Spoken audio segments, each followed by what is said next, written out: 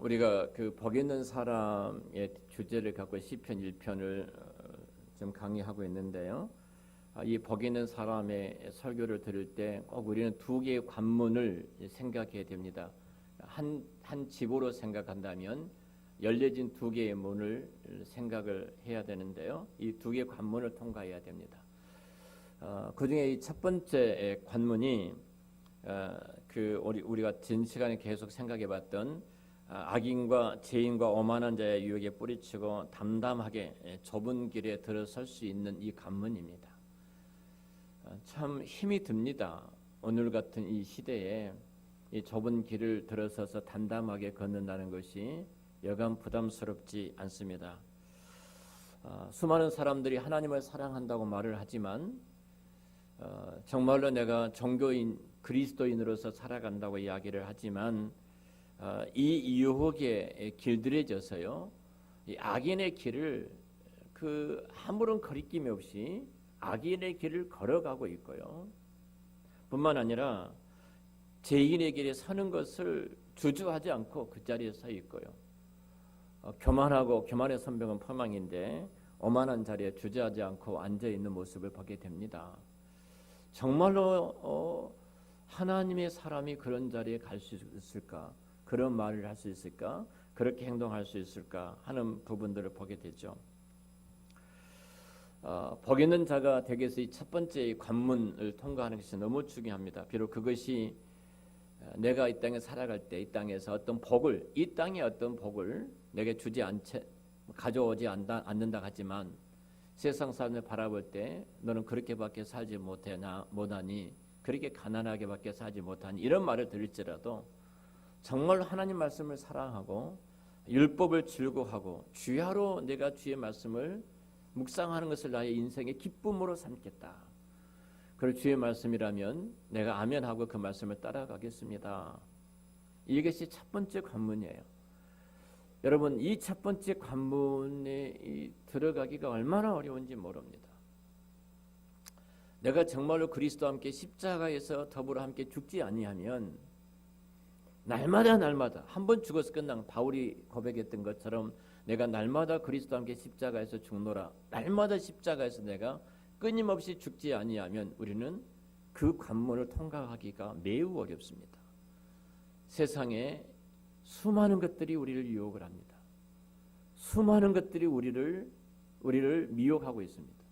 이런 면에 있어서 우리가 이 길을 선택해서 걸어간다는 것이 얼마나 어려운지 모릅니다. 그런데 여기에 그 함정이 있기 때문에 또 우리는 두 번째 관문도 굉장히 중요합니다. 우리가 첫 번째 관문을 전 시간까지 생각을 해봤습니다. 자, 우리는 우리가 죄인이라는 것을 한 순간도 잊어서는 안 됩니다. 우리가 만일 이 첫 번째 관문을 통과를 했습니다. 이 첫 번째 관문을 통과하고 내가 과감하게 헌신도 하고 희생도 하고 다 내려놓고 손해를 볼지라도 하나님 말씀을 따라서 내가 이 길을 걸어가야 되겠다. 이 첫 번째 관문을 통과를 했어요. 그런데 이 첫 번째 관문을 통과하기 위해서 내 자신의 노력이나 내 자신의 의지를 의존해서는 안 됩니다. 내가 만일 이 첫 번째 관문을 통과할 때 내 자신의 노력이나 힘쓰고 애쓰거나 내 자신의 의지로 그것이 이루어지는 순간 우리는 세속적인 욕망이 끊임없이 우리 안에 또 타오르게 되어 있습니다. 타오르게 되었어요. 사실 그럴 때 우리는 얼마나 무섭냐면 자기 의라는 괴물 앞에 잡혀 먹일 수밖에 없다는 사실을 알아야 됩니다. 이렇게 말하면 우리 신앙생활이가 너무 어렵다 이렇게 생각하실지 모르는데요. 진짜 어렵습니다. 죽었다 깨어나도 우리 이 관문을 통과하고 이 관문을 걸어갈 수가 없습니다. 나는 불가능합니다. 그러기에 결국은 하나님의 은혜가 부어지시지 아니하시면 하나님이 도와주시지 아니하시면 우리는 이 관문에 통과할 수가 없어요. 그러니까 하나님에 대한 전적인 신뢰가 없이는 우리는 이 관문을 통과 들어간 것 같아도 또다시 넘어질 수밖에 없다는 겁니다. 자, 제가 루터 선생님에 대해서 종교개혁자 루터 선생님에 대해서 말씀했는데요. 루터 선생님은 사람의 본성은 율법을 사랑하지 않습니다. 우리 본성, 타락된 본성은 절대로 하나님 말씀을 사랑할 수도 없고 하나님 말씀을 사랑하지도 않습니다. 우리가 나는 정말로 복 있는 사람이 되어야 돼. 여러분, 내가 한 번 기도해 가지고 그 복 있는 사람이 될 수 있다고 생각을 하십니까? 제가 EBS에서 요즘 종종 강의가 11시, 12시, 1시 새벽 이렇게 때 좋은 강의를 많이 하더라고요. EBS에서. 제가 EBS에서 좀 강의를 좀 많이 듣습니다. 요즘. 근데 우리나라에 아주 성공했던 김승원이라는 이분이 나오셔서 강의를 하신 것을 했어요. 이분이 제가 이분 책을 좀 사서 봐야 되겠다. 제가 2번 이번에 강의를 들었는데요. 그 가운데 이런 말을 합니다. 무슨 말하냐면 기도하면은 하나님께서 복 주시고 부자 된다. 성경은 그렇게 말한 적이 없다는 거예요. 성경에 하나님이 그렇게 말씀하신 없다는 거예요. 사람들은 소위 그 미신이라는 거예요. 이분이 기도하면 하나님 나를 복 주신다. 기도하면 내가 많은 돈을 벌게 될 것이다. 그것은 미신이다. 그러면서 이분이 쭉 설명한 것을 제가 들었습니다. 크리스찬이니까 하나님이라는 단어를 썼고 크리스찬이니까 기도라는 단어를 쓰면서 교회 안에 있는 많은 어두운 면을 끄집어내서 이야기를 하고 계시지 않나. 자기 주변에 있는 분들을 이분 대단한 분이신데 이분이 그러지 않나 그런 생각을 가졌습니다. 자, 우리가 사실 어떻게 보면요, 우리 본성은 내가 기도한다고 내가 부자가 됐다고 생각해 보십시오. 그 교만은 하늘을 찌를 것입니다. 우리의 본성은 절대로 율법을 사랑하지 못하고 하나님을 사랑하는 그런 마음이 우리 본성상 갖고 있지 않습니다. 없어요. 자, 우리가 경건을 훈련을 합니다. 성경을 읽습니다. 저도 성경을 요즘은 23장씩 매일 읽을 수밖에 없어요. 제가 읽은 공동체 속에 있고 말씀을 올리고 또 한 줄을 올려야 되기 때문에 읽을 수밖에 없습니다. 또 큐티를 합니다. 1시간 반 이상씩 또 기도를 해야 합니다. 이것이 숙제이기도 해요. 여러분, 우리가 목사라고 해서 자연스럽게 이런 일을 할 수 있다? 저는 할 수 없어요. 그래서 우리 CM 일기 같은 경우에도 벌써 제가 빠져나오고 2기 모임으로 나왔는데 다 풀어졌더라고요. 다 풀어져서 벌써 우왕좌왕하고 있더라고요. 어제 우리 백여 목사가 와서 그 이야기를 쭉 나누면서 우리 2기 모임 어떻게 해야 할 것인가를 이야기를 했습니다.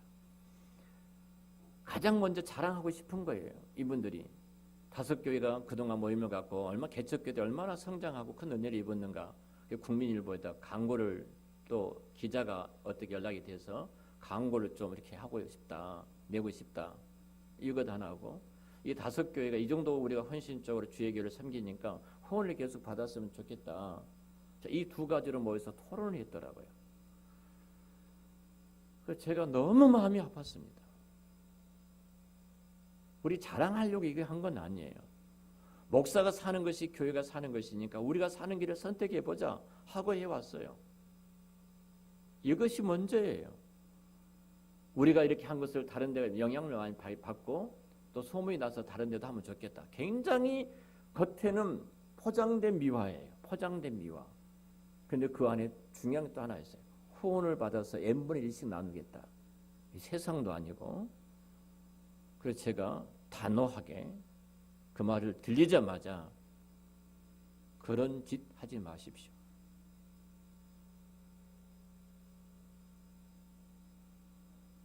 자, 우리가요, 우리도 모르는 사이에 정말로 정신을 차려서 깨어서 있지 아니하면 얼마나 우리가 어두운 자리에 순간적으로 빠질지 모릅니다.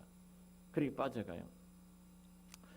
사실 우리가 하나님께 정말로 경건하게 예배를 드릴 때도 누구인가 보여주고 싶은 그런 마음이 우리 인간의 욕구 안에 있습니다.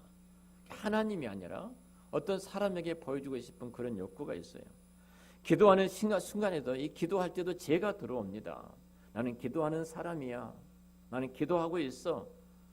그래서 이것들이 누구에게 알려지고 알려질 때 어떤 쾌락을 우리 안에서 그런 것들을 아주 우리는 좋아하는 것이 우리의 인간의 타락된 죄성이에요. 아주 좋아합니다. 이런 악들이 슬그머니 우리 안에 들어온다니까요. 우리는 결코 어떤 방법에서도 율법을 사랑할 수가 없습니다. 우리는 절대 하나님을 즐거워하지 않습니다. 그것이 우리 인간입니다. 인간이에요. 그러니까 제가 말씀을 드렸던 것처럼 이로부터 오는 능력이 필요한 겁니다. 그래서 예수님께서 우리를 과와 같이 버려두지 않고 성령을 우리 가운데 보내주셨어요. 하나님의 거룩하신 영, 하나님의 거룩하신 전능하신 영을 우리 가운데 보내주셔서 우리가 이 관문을 통과하여 그리스도인을 살도록 만들어주신 것이 성령님의 역사예요. 그러니까 성령님으로 행하지 않고는 우리는 항상 육적인 것이 남을 수밖에 없다. 바울 서신에 끊임없이 그 싸움이 계속해서 이루어진 것을 보게 되거든요. 오늘 이렇게 네팔 신학설을 강의하는데 갑자기 통역하시는 빌립 선생님께서 멈춰버린 겁니다. 멈춰버린 거예요. 딱 멈추니까 계속 말을 제가 해야 되잖아요. 멈추는 순간 한숨이 딱 돌려진 거예요. 좀 목이 쉴 수가 있겠다. 이게 타락된 거예요, 사실은. 벌써 그들이 얼마만큼 힘들까. 멈추는 순간 강의를 그렇게 집중해서 듣고 있던 이 학생들은 마음 어떨 것이고 거기에 있는 그 통역했던 빌립 선생님 얼마나 당황할 것이며 다 그렇게 있을 건데 나는 쉰다는 거예요. 벌써 이것이 우리 인간의 철저하게 자기 중심적인 그 생각이고 타락된 모습이에요. 그 루터 선생님 이야기를 제가 했습니다만 모든 인간적 본성은 이러한 즐거움을 가지고 하나님을 사랑하고 하나님을 위한 그 즐거움이 우리 안에 없고 오히려 하나님을 즐거워하지 않는 타락된 죄성을 갖고 있기 때문에 우리는 하나님의 능력이 아니면 필연적으로 우리는 죄성 가운데 육적인 것을 쫓아갈 수밖에 없다. 철저하게 성령으로. 다음 주 설교가 신령과 진정으로 예배하는 것인데요. 여러분 2000년 전의 십자가의 사건이 오늘 나의 사건이 어떻게 될 수 있겠습니까? 2000년 예수님께서 십자가에서 피를 흘리시고 뚝뚝 떨어진 그 피가 내게 어떻게 적셔질 수가 있겠습니까? 죽었다 깨어나도 그것이 우리 안에 이루어질 수 없는 거예요. 그런데 중요하죠. 이로부터는 능력이 필요한 겁니다. 바로 그게 성령님입니다. 그래서 성령으로 예배할 때 2000년 전의 십자가 사건이 결국은 그 사건이 나의 사건이 되고 그 일이 나의 일이 되어져서 예수님이 흘리셨던 그 피가 내 머리부터 발끝까지 뚝뚝뚝 떨어지면서 적시면서 그 은혜 속에 우리가 예배자로 나가는 것입니다. 그러니까 성령으로 행하지 않고는 결코 우리가 온전한 예배자가 될 수가 없는 거예요. 하나님 위로부터 온 능력이 아니고는 우리는 타락된 본성을 가지고 살아갈 수밖에 없는 것입니다. 루터의 이야기를 했습니다. 루터는 그 죄에 대해서 누구보다도 오래 고민했던 분이 아니십니까? 사실 우리는 이 죄에 대한 인식과 고민이 매우 얕습니다. 그래서 그 얕은 이유가 뭐냐? 예수님께서 과거, 현재, 미래의 모든 죄를 다 짊어지시고 십자가에 죽으셔서 우리 의롭다 해주셨는데 이 생각 때문에요. 우리는 이 죄에 대해서 굉장히 얕은 생각을 갖고 있어요. 가볍게 생각합니다. 그래서 우리는 쉽사리 1차적인 죄도 잘 뛰어넘지를 못하고 있고요. 뿐만 아니라 뛰어넘는다고 할지라도 2차적인 그 죄에 대해서 수장이 되고 빠져가지고 죽어버린 우리들의 모습들을 자주 보게 되어지거든요. 우리는 전적인 타락과 부패성 때문에 누구도 이것을 극복할 수가 없다. 이 사실을 루터 선생님 너무 잘 알았어요. 여러분 루터가요 대단한 신학자입니다. 그런데요 루터의 설교는 어린아이가 들을 설교를 했어요. 정말로 뛰어난 신학자인데도 불구하고 자 그래서 우리는 배워야 하는데요. 그리스도를 통하지 않는다면 누구도 하나님께 도달할 수 없다. 성령으로 말미암지 않고요. 누구도 이 땅에 그리스도인으로서 우리가 이 땅에 살아갈 수가 없다. 그러니까 에베소서 5장에서도 성령의 문제를 말하고 부부의 문제, 부모와 자녀의 문제, 일상의 사회생활 모든 문제를 딱 하나로 말하면서 성령으로 말미암지 않고는 살아낼 수가 없는 거예요. 그 이유가 뭐냐면은 6장에 뭐라고 말해요? 공중에 나온 권세 잡은 악한 영과의 끊임없는 싸움이 있기 때문에 우리는 그 자리에 살아갈 수가 없다는 거예요. 성령으로 말미암지 않고. 그래서 끊임없이 우리에게 요구한 것이 뭐예요? 성령 충만 받으라. 성령 충만하라. 명령하고 있는 것입니다. 성령으로 말미암지 않고 이룰 수가 없어요. 우리가 그리스도를 통하지 않는다면 성령으로 말미암지 그리스도를 통하지 않는 누구든지 하나님께 도달할 수 없고 성령으로 말미암지 않고 누구도 그리스도인으로 성도로서 이 땅에 살아갈 수가 없다. 이 사실은 여러분 우리가 죽을 때까지 잊지 말아야 될 내용입니다. 그리스도로 말미암지 않고는 절대로 하나님께 나갈 수 없고 성령으로 말미암지 않고는 내가 그리스도임의 삶을 살아갈 수가 없다. 이렇듯 보여주셨던 그 능력이 아니면 도무지 불가능하다는 것입니다. 자, 우리가 사람들이 이 사실을 잊어버렸기 때문에 자, 하나님 없이 이제 교회가 성도들이 뭘로 말하냐면 착하게 살자, 도덕적으로 좀 낫게 살자, 그리고 자기의 의를 이제 행해야 된다. 이렇게 뭘 해야 된다. 이렇게 생각합니다. 제가 오래전에 저희 처 당수께서 이제 경찰병원 정형외과 과장으로 계시다가 개업을 하셔서 병원을 하셨어요. 여기 올림픽 아파트에 살고 계시는데 복층에 살고 계시더라고요. 캐톨릭 신자이십니다. 그분들이 제가 이제 가니까 신부처럼 목사니까 잘 해주셨습니다. 제가 30대 자주 그분들 호주로 가기 전에 자주 갔는데 아주 잘 해주셨어요. 참 재밌는 에피소드도 있는데요. 커피를 타주었는데 참 예쁜 컵에다 커피를 타가지고 오신 거예요. 저 당수모님께서. 이렇게 커피를 타주고 하시는 말씀이 목사님 그 커피 잔이 120만 원짜리입니다. 이러는 거예요. 커피 한 잔 타놓고 120만 원 하는데 그때부터 이 커피를 마실 수 있겠어요? 손이 덜덜 떨린 거예요. 이거 떨어뜨리는 순간 이거 뭔 일이 벌어질지 모르잖아요. 제가 이제 그 말을 들으려고 한 것이 아니라요. 거기가 입양한 딸이 있었습니다. 어린 아이가 있어서 다 얘들이 그때 당시에 이제 고등학교 다니고 있었는데 어린 아이가 있었어요. 우리 에서와 같은 어린 아이가 있었는데 딱 들어가는데요. 신발장이 있는데 그 신발장에 한 20-30컬레 되는 어린 아이 신발이 있더라고요. 이왕 아이 신발이. 그 예쁜 신발이 쫙 진열되어 있는데요. 한 컬레밖에 안 실을 텐데 다 가져가서 우리 교회 애들 나눠줄까? 우리가 그 어린이집을 했기 때문에 나눠줄까? 이런 생각이 들어질 정도로 신발이 많은 거예요. 근데 이야기를 하는 가운데요. 입양한 이야기를 물어봤습니다. 근데 중요한 것을 말하더라고요. 이렇게 선을 행해야만이, 착한 일을 행해야만이 하나님이 내게 복을 주신다는 거예요. 우리 자녀들이 잘 된다는 거예요. 입양한 목적이 뭐예요? 두 아들들이 공부를 잘하고 좋은 대학에 다니고 이렇게 의대를 아버지가 서울대 의대 나왔으니까 의대를 보내고 이렇게 하려고 생각을 한 거예요. 이렇게 하면 이렇게 해줄 것이다. 무슨 복음입니까 그게? 세상의 인과응보예요. 이건 세상은 그래요. 이렇게 하면 할 것이다. 성경은 그렇게 말하지 않습니다. 내 착한 행실을 갖고 구원을 받으려고 하고요. 내 착한 행실을 내가 착하고 선하게 살아서 뭔가 하나님 앞에 얻어내려고 하는 거예요. 얼마나 그 인간이 고달프겠습니까? 내가 착한 일을 했어요. 근데 하나님이 안 알아줘. 그러면 이제 그때부터 나온 말이 뭔 말이에요? 하나님 어디 계십니까? 그러죠. 애나가 막 열심히 기도하고 금식도 하고 했는데 시험 보고 1등을 할 줄 알았는데 1등 하기는커녕 10등 했어. 그렇게 기도하고 했는데 그럼 하나님이 살아계셔? 거기서 나오는 겁니다. 대부분의 사람들이 하나님이 살아계신가 그 말 속에는 거기서 나오는 거예요. 내가 이렇게 했는데 하나님이 성경이 끊임없는 갈등의 구조가 불평과 원망이 거기서 나오고 있거든요.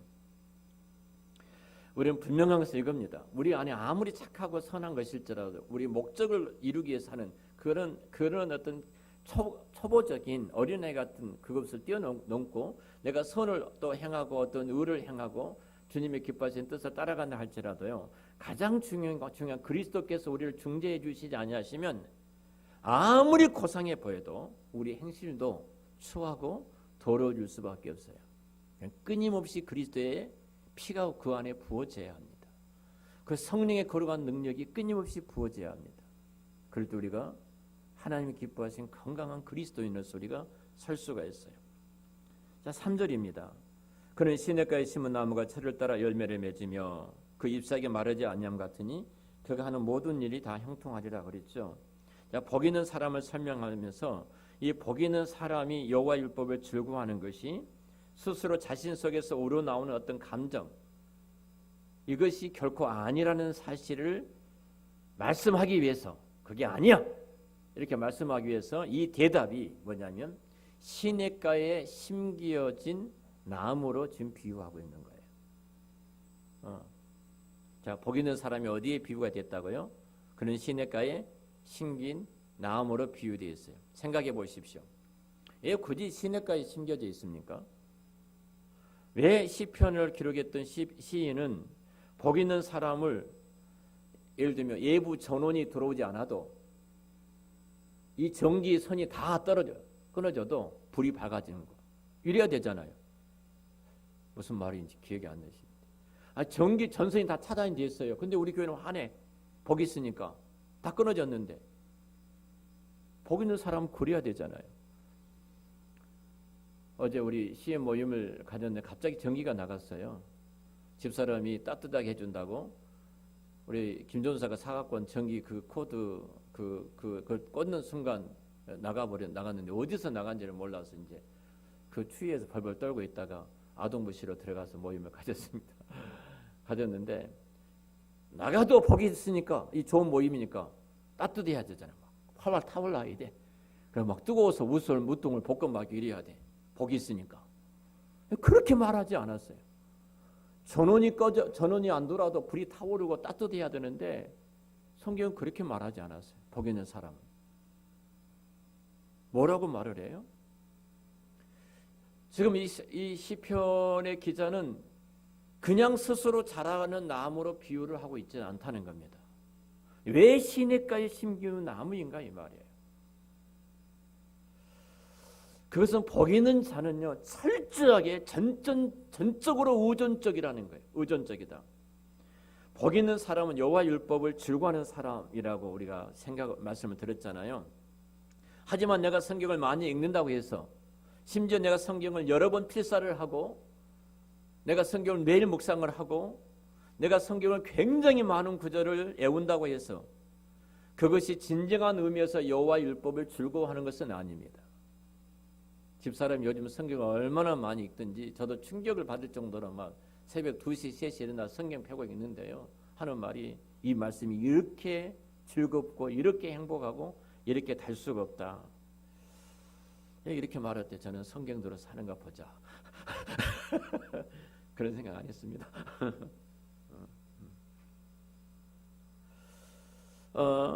이런 사람들이 복이 있어야 되잖아요. 성경을 외우고 성경을 암송하고 성경을 읽고 성경을 필사를 하고 이렇게 해서 이렇게 한다고 해서 이것이 율법을 즐거워하고 복 있는 사람 이렇게 말하지 않습니다. 성경에서 복 있는 사람이란 것은 시냇가에 심기운 나무와 같다 그랬어요. 다시 말하면 복 있는 사람은 시냇가로부터 양분을 받아서 나무가 자라고 시냇가로부터 양분을 받아서 이파리가 풀어지고 시냇가로부터 양분을 받아서 잎사귀가 마르지 않고 과실을 맺는 사람이라는 겁니다. 시편 기자가 성경이 말하는 보이는 사람은 그래요. 사랑하는 여러분, 이것이 얼마나 놀라운 말씀입니까? 우리는 결코 하나님의 율법을 스스로 사랑하지 못하기 때문에 그 사랑하는 마음조차도 하나님께서 주시기를 언제나 간구합니다.